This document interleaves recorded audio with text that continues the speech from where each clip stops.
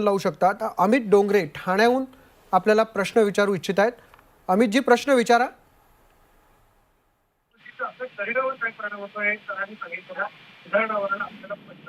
तुमचा हॅलो. आवाज क्लिअर येत नाही. पुन्हा एकदा प्रश्न विचारा अमित जी. टीव्हीचा आवाज बंद मला ठेवा. मला हे विचारायचं होतं डॉक्टर, की आता सध्या हेअर ट्रान्सप्लांटसाठी 25,000 पासून क्लिनिक उपलब्ध आहे. तर योग्य क्लिनिक कसं हे करायचं, ठरवायचं? नक्कीच. आता हेअर ट्रान्सप्लांट ही खूप आपण म्हणतो की सोशल मीडियावरती जर आपण बघितलं तर ही एक रेस लागली एकमेकांमध्ये की हा 25,000 हा 50,000. पण before going any hair transplant म्हणजे हेअर ट्रान्सप्लांट करण्याच्या आधी काही गोष्टींची आपण काळजी घेतली पाहिजे. की एक तर सर्वात महत्त्वाचं ते जे कॉस्मेटिक्स आहेत म्हणजे आता WHO काही गाईडलाईननुसार फक्त ओरल सर्जन, प्लास्टिक सर्जन आणि डर्मॅटॉलॉजिस्ट हेच ट्रान्सप्लांट करू शकतात.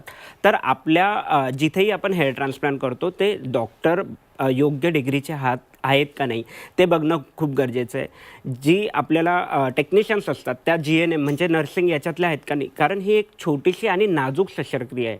जर आपण ती कुठेही केली आणि प्राइजिंग वाईज केलं तर आपलं नुकसान काय होऊ शकतो. सपोज आता मी अनहायजेनिक कंडिशन्सला ज्यावेळेस माझा हेअर ट्रान्सप्लांट करतो, एखादा आजार मला तो लागू शकतो, कारण तेच उपकरणं वापरल्यामुळेही आपल्याला संसर्गजन्य जे आजार असतात ते होण्याची भीती असते.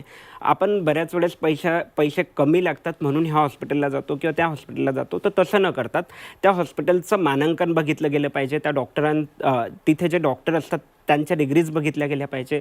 तिसरी महत्त्वाची गोष्ट त्या ज्या टेक्निशियन्स आहेत त्या पुरेपूर म्हणजे ज्ञानी आहेत का नाही ते बघितलं गेलं पाहिजे. आणि ॲटमॉस्फिअर पण खूप महत्त्वाचं आहे. जसं माझी OT जी आहे ती एक मॉड्युलर OT आहे. म्हणजे तिथे हायजिनिक गोष्टींना लक्षात घेऊन आपण हेअर ट्रान्सप्लांट करतो.